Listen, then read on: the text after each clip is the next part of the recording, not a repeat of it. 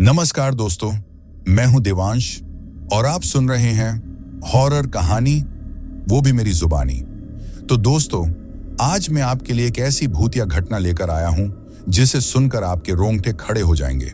यह कहानी है एक बस ड्राइवर की जिनका नाम है विजय सिंह, और यह हादसा उनके साथ एक सुनसान रास्ते पर घटा था जो बेहद डरावना था। तो चलिए बिना किसी देरी के कहानी को शुरू करते हैं। यह घटना आज से तकरीबन 12 साल पहले की है। जगह थी राजस्थान और गुजरात की सीमा पर स्थित एक इलाका जो रेगिस्तानी और पहाड़ी रास्तों का मिश्रण था। विजय सिंह उस समय करीब 45 साल के थे। उनकी आवाज थोड़ी मोटी थी और उनका अनुभव उनकी मजबूत पकड़ वाले हाथों में दिखाई देता था। विजय सिंह एक सरकारी बस ड्राइवर थे जो अक्सर लंबी दूरी के नाइट रूट पर ड्यूटी करते थे। उनकी एक खासियत थी, वो कभी किसी बात से घबराते नहीं थे। उनका मानना था कि इंसान से ज्यादा खतरनाक कुछ नहीं हो सकता। पिछले 5 साल से विजय सिंह का रूट फिक्स था, जोधपुर से अहमदाबाद। ये रात का सफर था जो जोधपुर से रात 9 बजे शुरू होता था और सुबह 6 बजे अहमदाबाद पहुंचता था। इस पूरे सफर में एक जगह ऐसी आती थी जिसे भूरा घाट कहते थे। ये एक नीची पथरीली घाटी थी जहां से गुजरने के लिए बस को करीब 15 किलोमीटर का एकदम सीधा सुनसान रास्ता तय करना पड़ता था। इस घाटी में आसपास कोई गांव या ढाबा नहीं था। यहां रात के 2 से 3 बजे के बीच भयंकर सन्नाटा छा जाता था। विजय सिंह अपनी बस RJ-19P 3033 को उस रात हमेशा की तरह जोधपुर से लेकर निकले।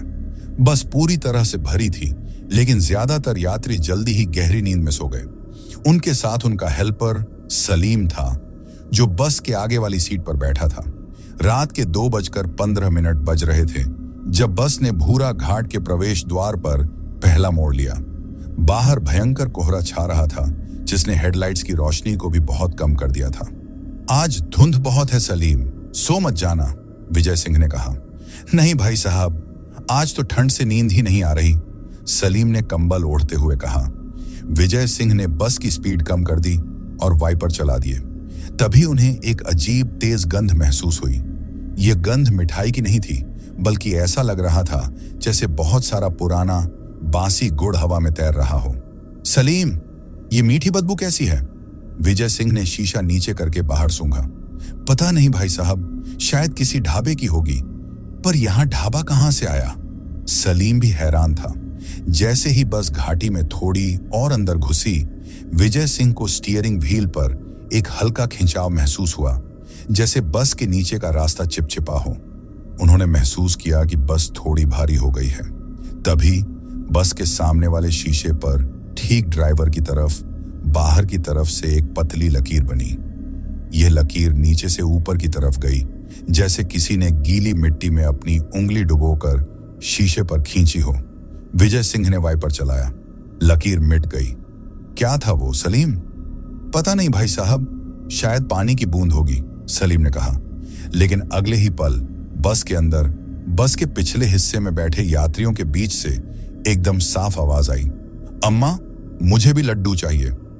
यह आवाज एक बच्चे की थी जो शायद सोकर उठा था। विजय सिंह और सलीम दोनों ने एक साथ रियर व्यू मिरर में देखा। बस की सभी सीटों पर लोग सो रहे थे। बच्चे अपनी माओं के साथ कंबल में लिपटे थे, और सबसे बड़ी बात, कोई भी यात्री, कोई भी बच्चा, कोई अम्मा को आवाज देने की पोजीशन में नहीं था।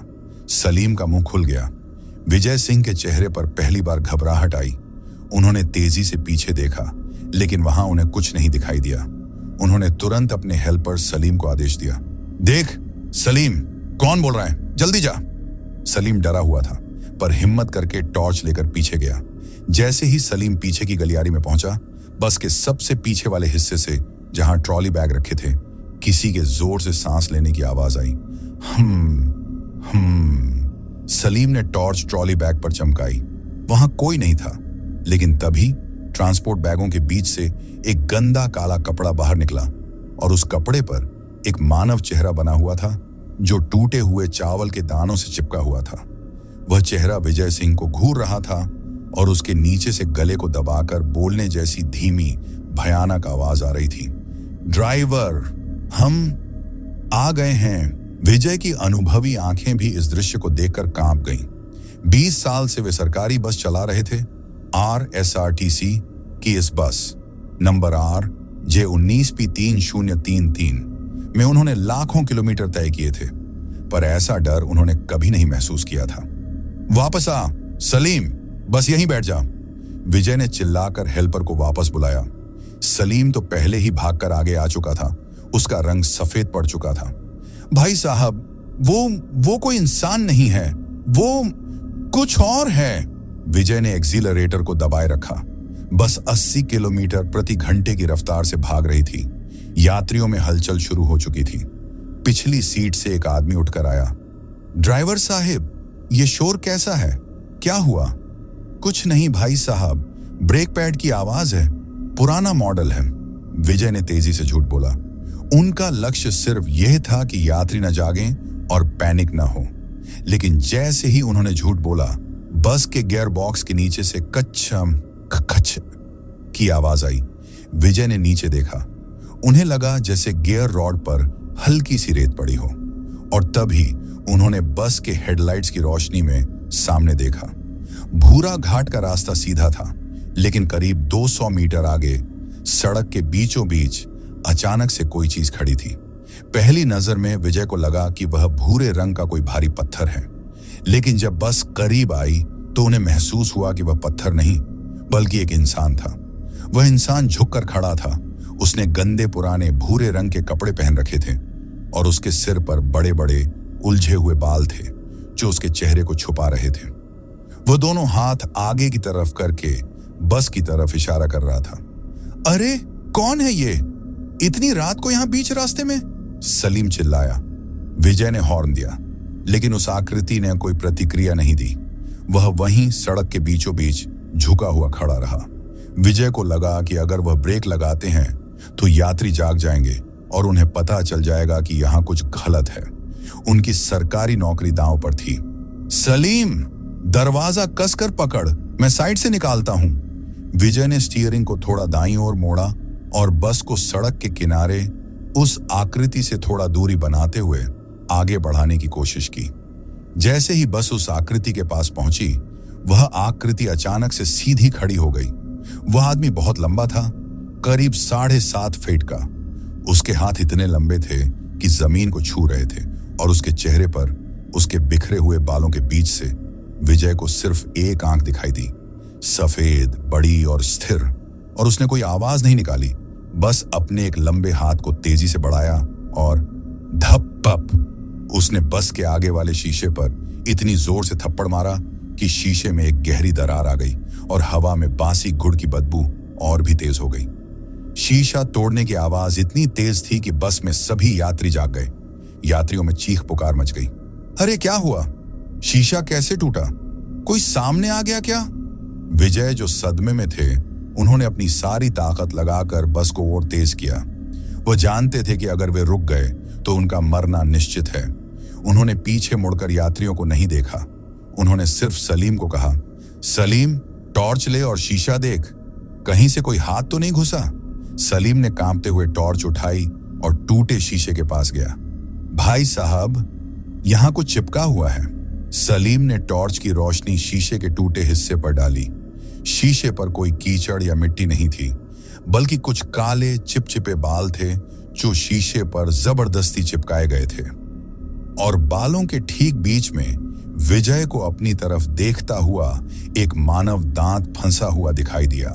सामने वाले शीशे पर दरार थी और हवा में बासी गुड़ की बदबू तेज हो चुकी थी।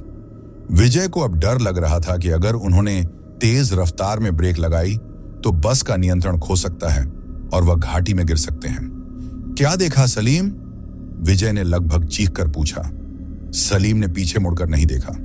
उसकी आंखें उस टूटे शीशे पर ही थीं जहां टॉर्च की रोशनी में वह दांत और बाल चिपके थे। भाई साहब, मैं कुछ नहीं कहूंगा, बस भगाओ। सलीम की आवाज पूरी तरह से टूट चुकी थी। उसने तुरंत अपनी सीट पर लगे एक भारी लोहे के रॉड को पकड़ा और अपने पैरों के पास रख लिया। यात्रियों में अब अफरा तफरी मच चुकी थी। करीब 5-6 लोग अपनी सीट से उठकर आगे ड्राइवर केबिन तक आ गए थे। क्या हुआ है ड्राइवर? क्या कोई जानवर था? हमें डराओ मत, सच बताओ, शीशा कैसे टूटा? एक महिला यात्री रोने लगी। विजय ने अपनी आवाज को जितना हो सके उतना शांत रखा। शांत हो जाइए सब, ये सिर्फ एक आवारा जानवर था जो अचानक कूद गया। मुझे रास्ता दिखाने दो, सब ठीक हो जाएगा। विजय ने अब स्पीड थोड़ी कम कर दी थी, करीब 60 किलोमीटर प्रति घंटे। वह जानते थे कि अगर वे ज्यादा तेज चलाएंगे तो यात्रियों का डर बढ़ जाएगा और कोई बड़ी दुर्घटना हो सकती है। तभी बस के ठीक ऊपर से जैसे किसी ने भारी भारी बोरी को घसीटा हो वैसी आवाज आई। यह आवाज इतनी नजदीक थी कि विजय को लगा कि वह चीज अब बस की छत पर नहीं बल्कि ठीक उनके सिर के ऊपर है। यात्री अब चिल्लाने लगे, ऊपर कौन चल रहा है? भगवान, ये क्या आवाज है? ड्राइवर, रोक दो बस, हमें यहीं उतरना है। विजय ने पीछे मुड़कर देखा। उन्होंने देखा कि एक युवा लड़का डर के मारे अपनी मां की सीट के नीचे घुस गया था। कोई नहीं है ऊपर, विजय ने गुस्से में चिल्लाकर कहा। यह हवा की आवाज है।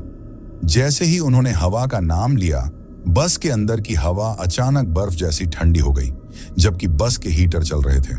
सलीम ने कांपते हुए अपने हाथ आगे की तरफ बढ़ाए। नहीं भाई साहब, यह हवा नहीं है, यह बहुत बहुत ठंडी है।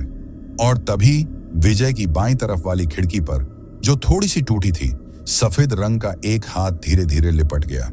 यह हाथ किसी इंसान का नहीं था।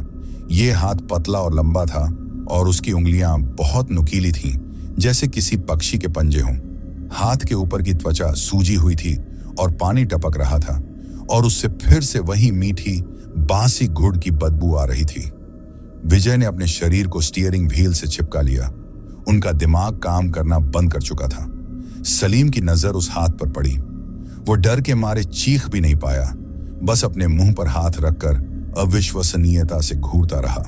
और तभी उस हाथ ने बस के साइड मिरर को पकड़ लिया और झटके से मोड़ दिया। साइड मिरर टूटकर नीचे लटक गया। जैसे ही साइड मिरर टूटा, बस के अंदर पीछे की तरफ से तेज हंसी की आवाज आई। यह हंसी किसी आदमी या औरत की नहीं थी। यह सैकड़ों छोटी, दबी हुई, कर्कश हंसियों का मिश्रण थी, जो बस के अंदर चारों तरफ गूंज रही थी, जैसे किसी ने अंदर मधुमक्खियों का छत्ता फोड़ दिया हो।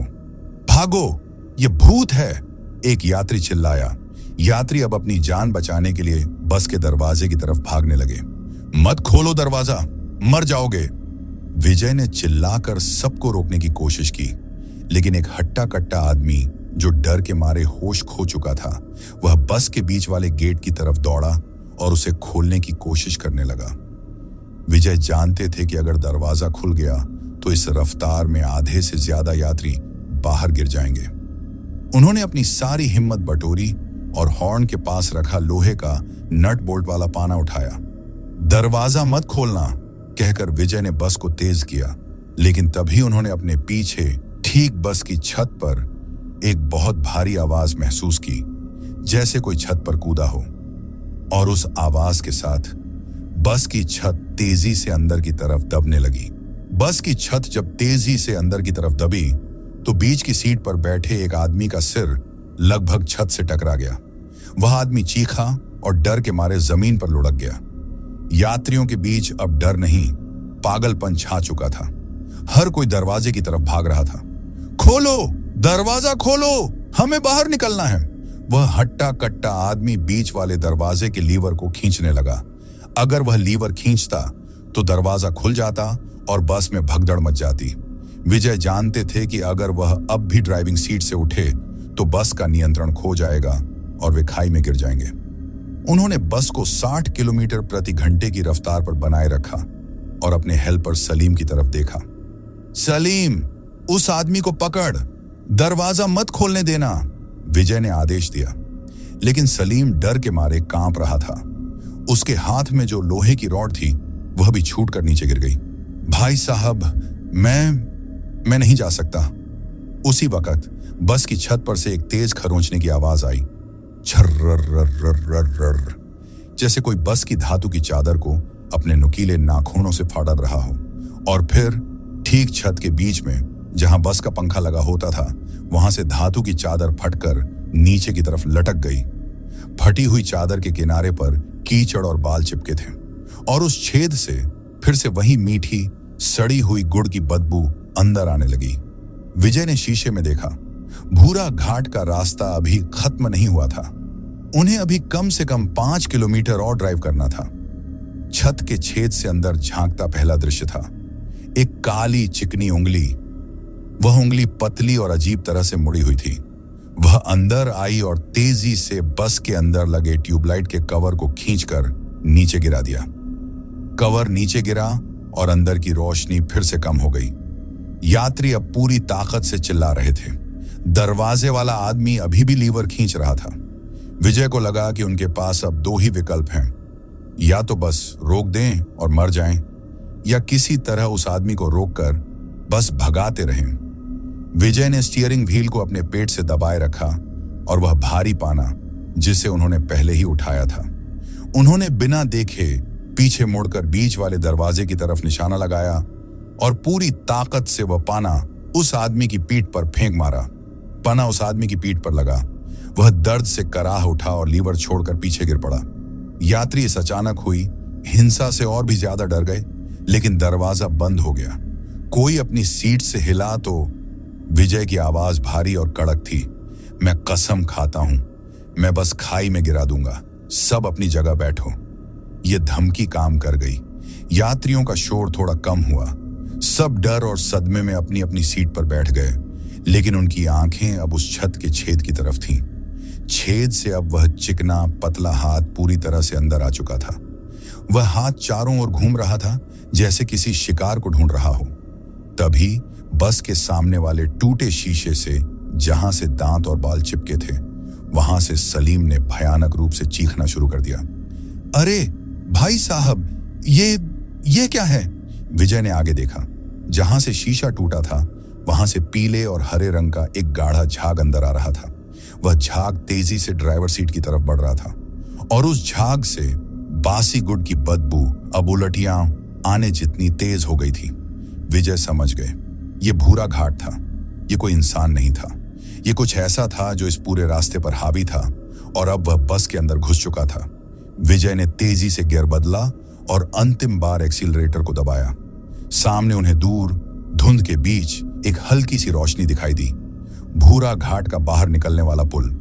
बस थोड़ा और।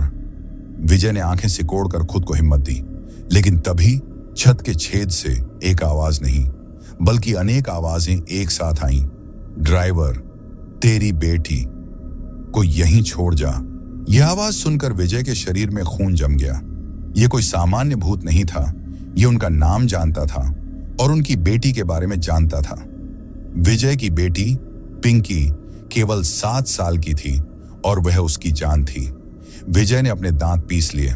उन्हें पता था कि अगर उन्होंने एक पल भी उस आवाज के बारे में सोचा तो वह नियंत्रण खो देंगे। झूठ, ये सब झूठ है, विजय ने अपने आप से कहा और अपने कांपते हाथों से स्टीयरिंग को कसकर पकड़ा।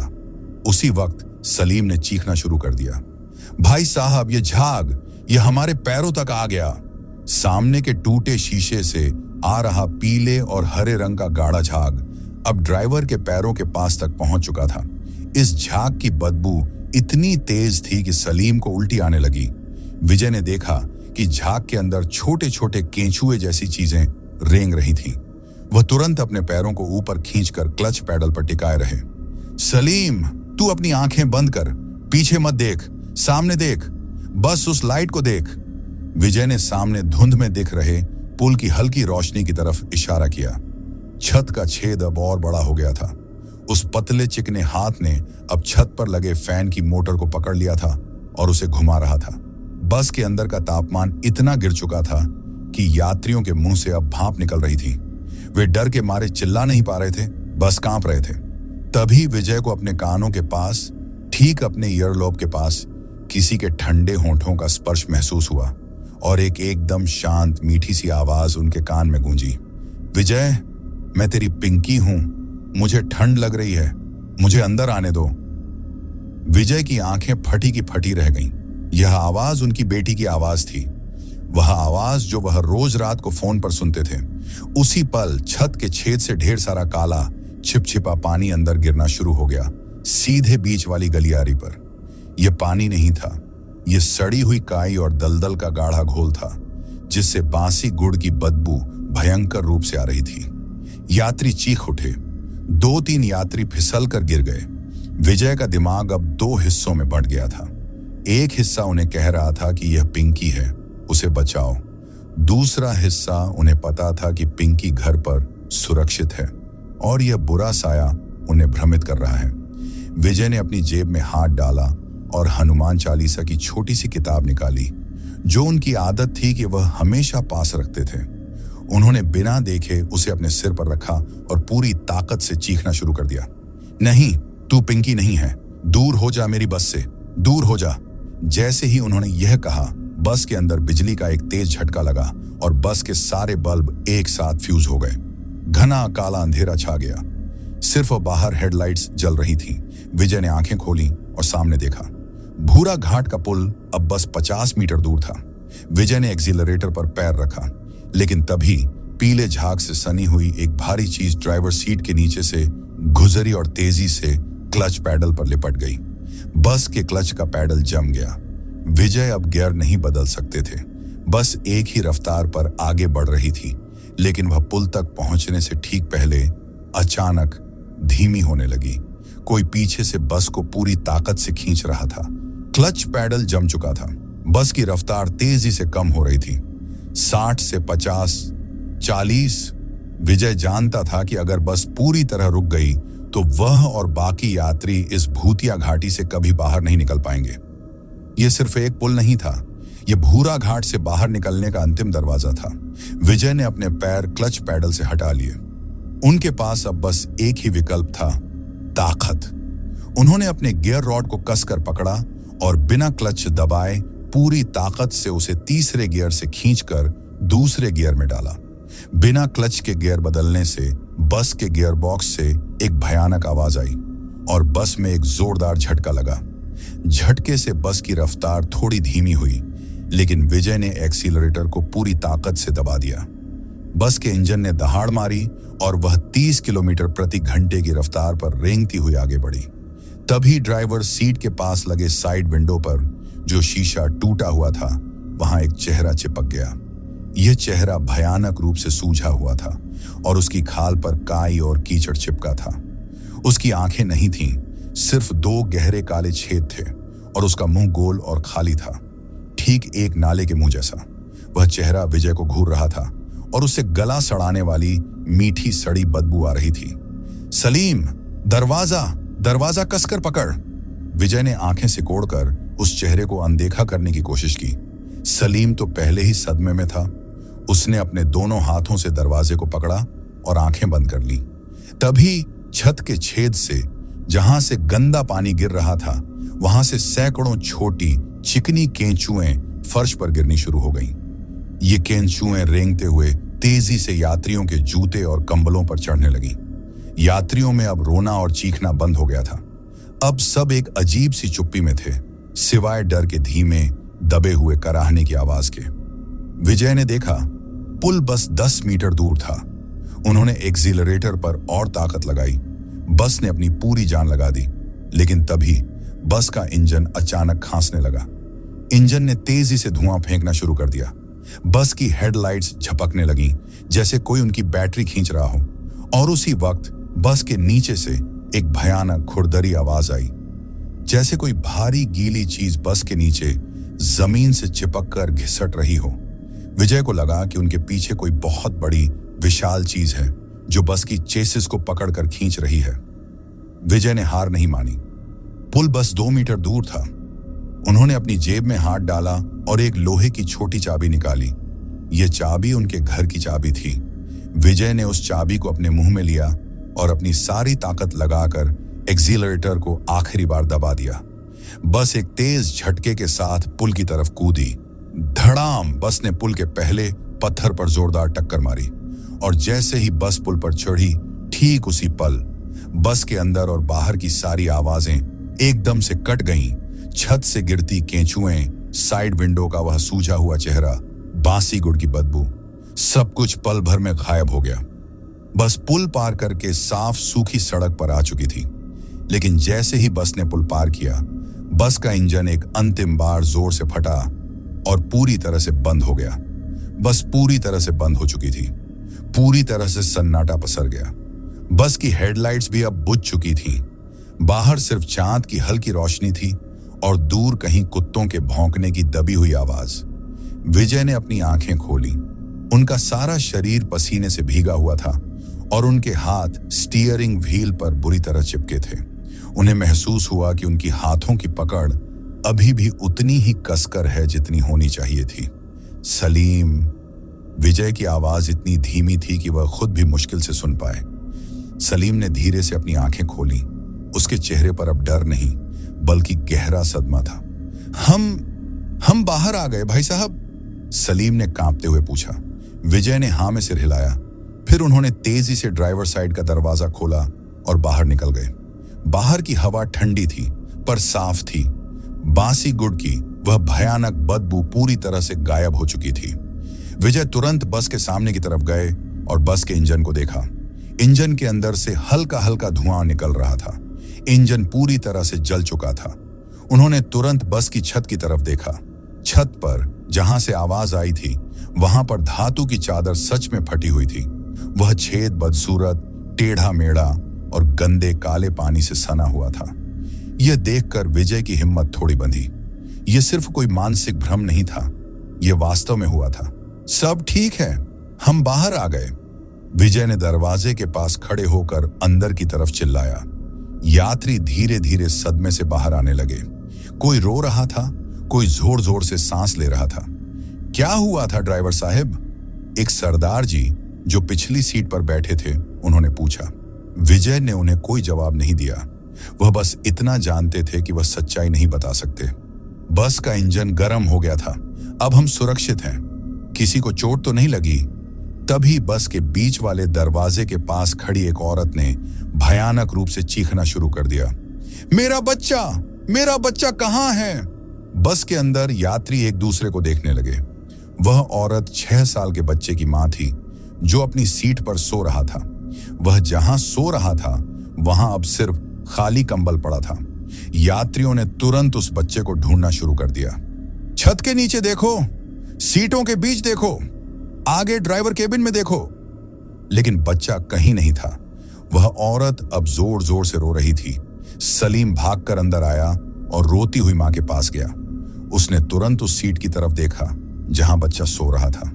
सीट पर कंबल के नीचे कुछ अजीब सी चीज चिपकी हुई थी। सलीम ने उसे उठाया।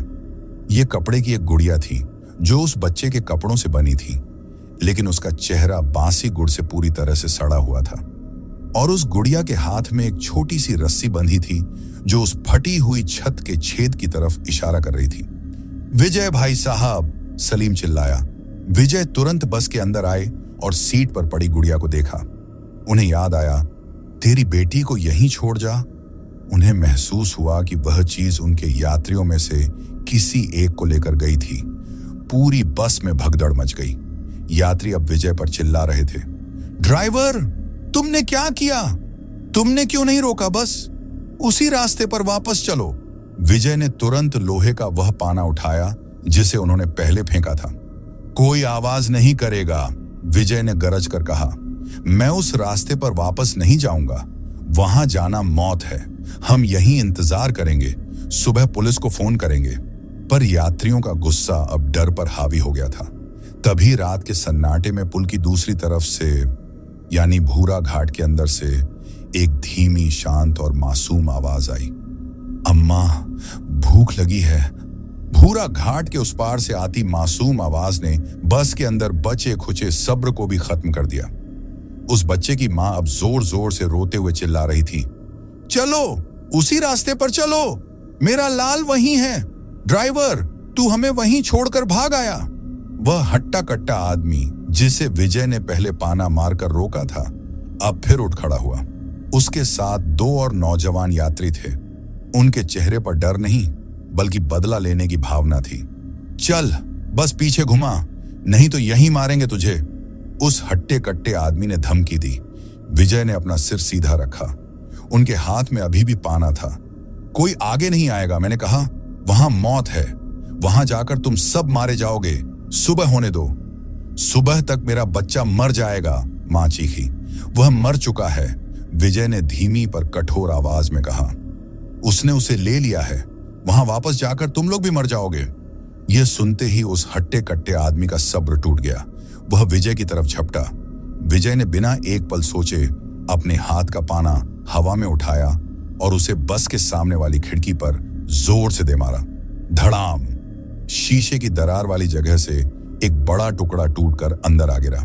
टूटे शीशे के साथ ठंडी रात की हवा अंदर आई और यात्री पीछे हट गए। मैं कह रहा हूं, कोई आगे नहीं आएगा।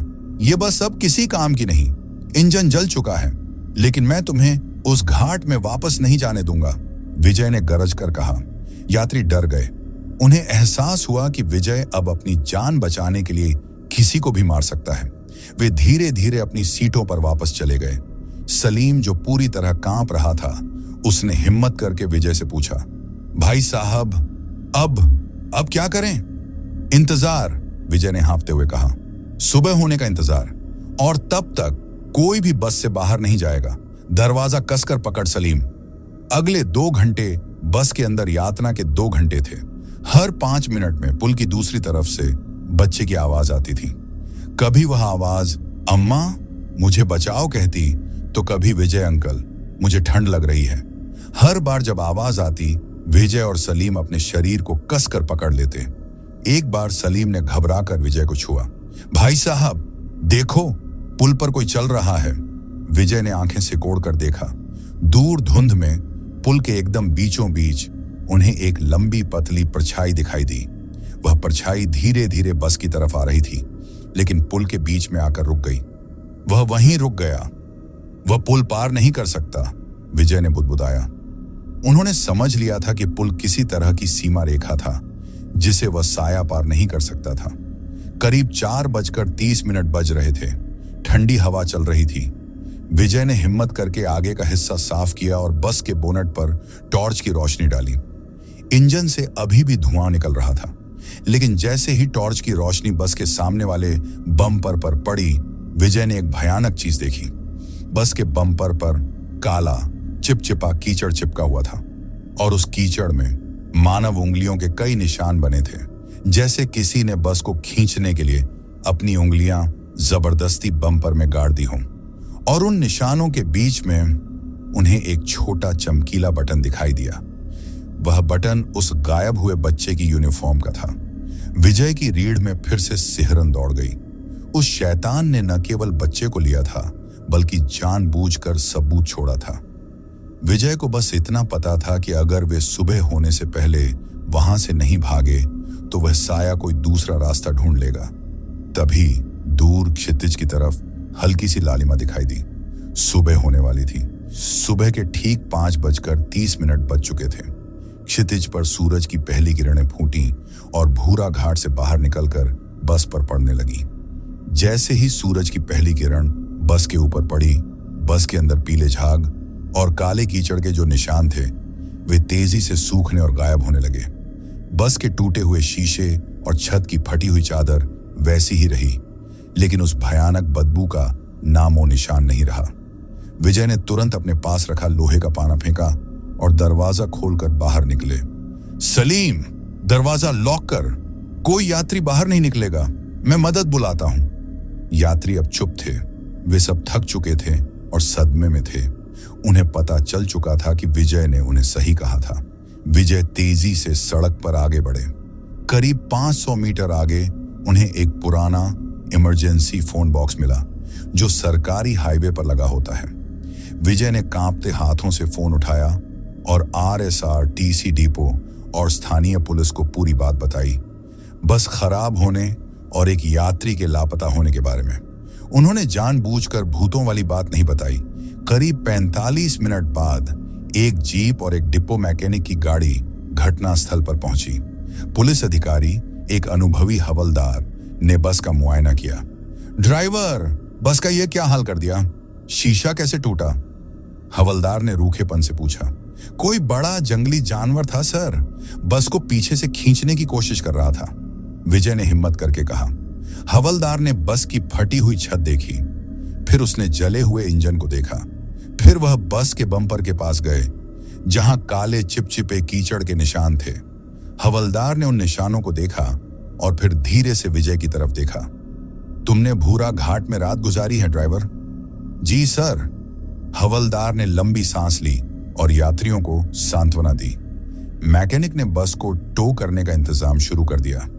हवलदार ने विजय को एक तरफ बुलाया और धीमे से कहा, बच्चे की गुमशुदगी की रिपोर्ट लिखो।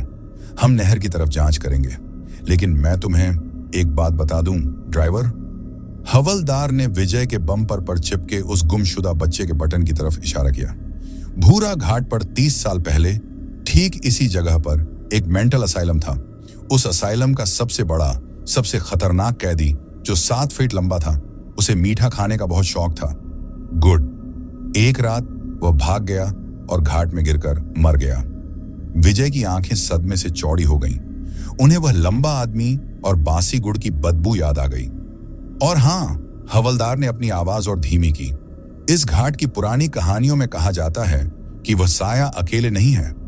वह साया हमेशा दूसरों को भी अपने साथ ले जाता है, खासकर उन्हें जो भूखे होते हैं, ताकि वह उन्हें खा सके। हवलदार ने गहरी सांस ली। तुम्हारी किस्मत अच्छी है ड्राइवर, तुम पुल पार कर गए। पुलिस ने बच्चे को खोजने के लिए टीमें लगा दी, पर उस बच्चे का कभी पता नहीं चला। बस को टो करके डिपो ले जाया गया। विजय पर डिपार्टमेंटल इंक्वायरी बैठी। वह अपनी नौकरी से हाथ धो बैठे। उन्हें कोई पेंशन या मुआवजा नहीं मिला, क्योंकि उनकी कहानी किसी ने नहीं मानी। आज भी विजय घर पर हैं। वह अब कभी रात में बस नहीं चलाते, लेकिन कभी कभी जब वह रात में अपनी बेटी पिंकी को सुलाते हैं और पिंकी उनसे कहती है कि पापा आज यहां से मीठी मीठी बदबू आ रही है, तो विजय अपने कमरे की खिड़की के बाहर देखते हैं और उन्हें दूर क्षितिज पर आधी रात के अंधेरे में किसी लंबी अकेली परछाई का इंतजार करने का डर आज भी महसूस होता है।